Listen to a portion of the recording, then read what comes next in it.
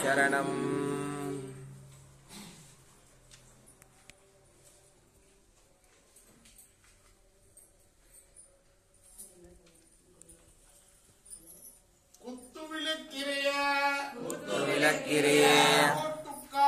கோட்டுக்கால் கட்டில் மேல் மித்தன்றை பஞ்சச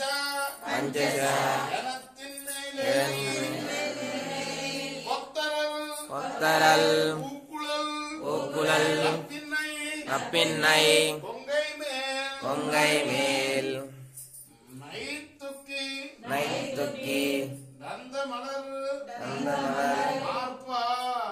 பாய்திரவாய் கண்ணினாய் உண்மலானனை எத்தனை போதும் தூயிலா கொட்டாய்கான் எத்தனை ஏழும் பிரிவாத்த இல்லாயால் தத்துவா அனுத்தகவேலோ రెంబావాయ్.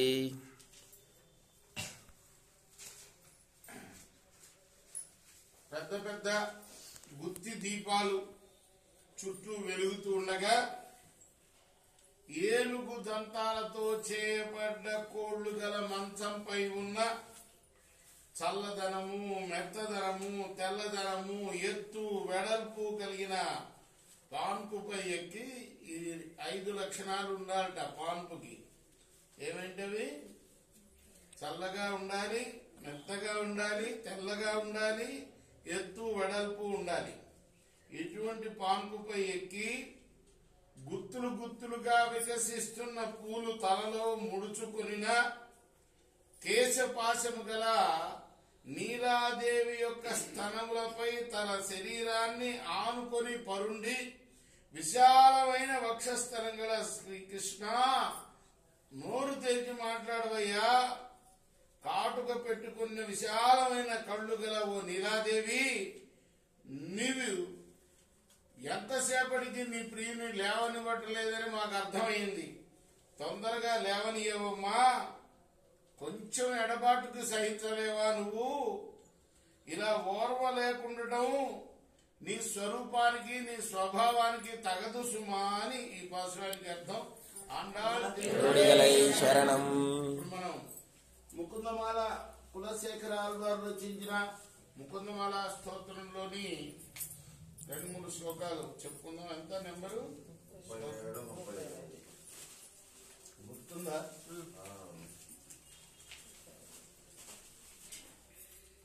శ్రీనాథ నారాయణ వాసుదేవా, శ్రీనాథ నారాయణ వాసుదేవా, కృష్ణ భక్త ప్రియ చక్రపాణి, శ్రీకృష్ణ భక్త ప్రియ చక్రపాణి, శ్రీ పద్మనాభాచ్యుత కైటభారే, శ్రీ పద్మనాభాచ్యుత కైటభారే, రామ పద్మాక్ష హరే మురారే, శ్రీరామ పద్మాక్ష హరే మురారే, అనంత వైకుంఠ ముకుంద కృష్ణ, అనంత వైకుంఠ ముకుంద కృష్ణ, గోవింద దామోదర మాధవేతి, గోవింద దామోదర మాధవేతి, భక్తుం సమర్థోపి న శక్తి నా భక్తి కశ్చిత్, భక్తుం సమర్థోపి వక్తుం సమర్థోపి భక్తి కశ్చిత్, న భక్తి కచ్చిత్, అహో జనానాం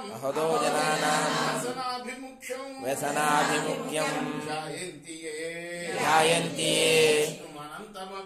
విష్ణుమనంతమవ్యయం హృత్పద్మమధ్యే సతతం వ్యవస్థితం సమాహితానాం సతతాభయప్రదం తే యాంతి సిద్ధిం పరమాంచ వైష్ణవీం.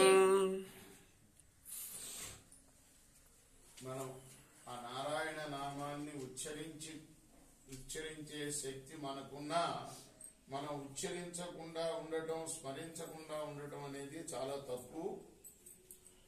ఎందుకంటే ఆ మహానుభావుడు అనంతుడు, అవ్యయుడు, హృదయ పద్మాల్లో సదా నిలిచి ఉండేవాడు. ఆయన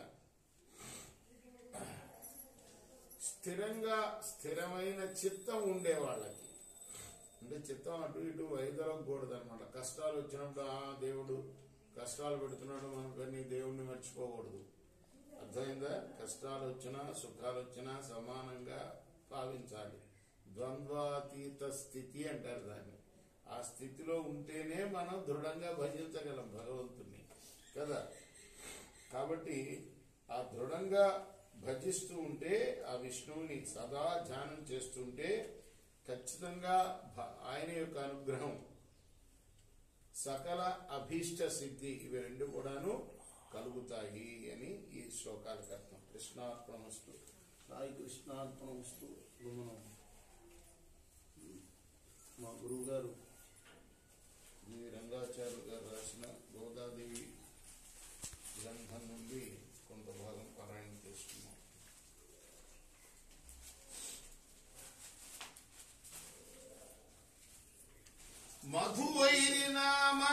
మధువైరినామ సన్మంత్రైకనిష్ట తులసీదళంబులు తోమాల కూర్చి తండ్రి చేతి కొసంగి తగిన సద్భక్తి సేవ చేయుచునుండు శ్రీనివాసునకు విష్ణు చిత్తుండు ఆ విమల మాలికల కొని కృష్ణు పూజించు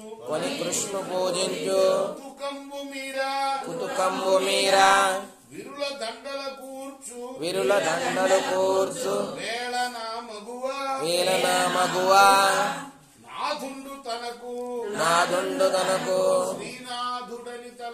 శ్రీనాథుడని తలిచే హరిపైన తగిలిన అంతరంగమున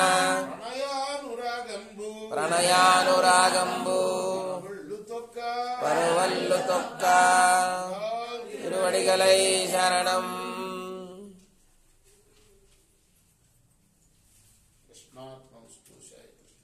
ఇప్పుడు మనం స్వామివారికి అమ్మవార్లకి హారతినిచ్చి తీర్థ ప్రసాదాలు స్వీకరిద్దాం.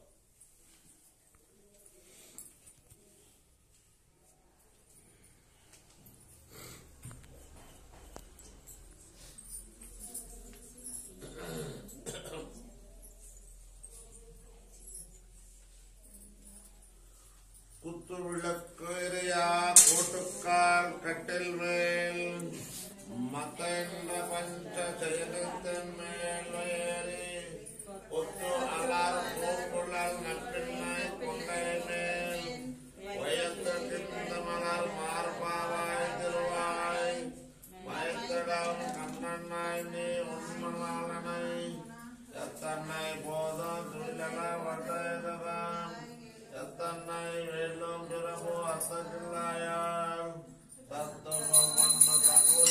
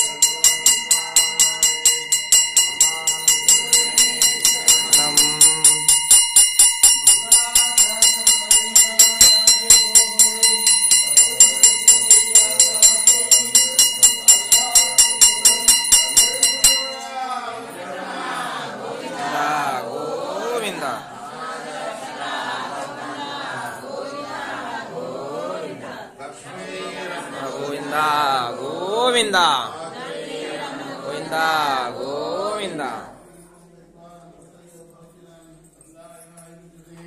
ఓం సహస్రశీర్షం దేవం విశ్వాక్షం విశ్వశంభుం విశ్వనారాయణం దేవమక్షరం పరమం పదం విశ్వతత్పరమాన్నిత్యం విశ్వనారాయణ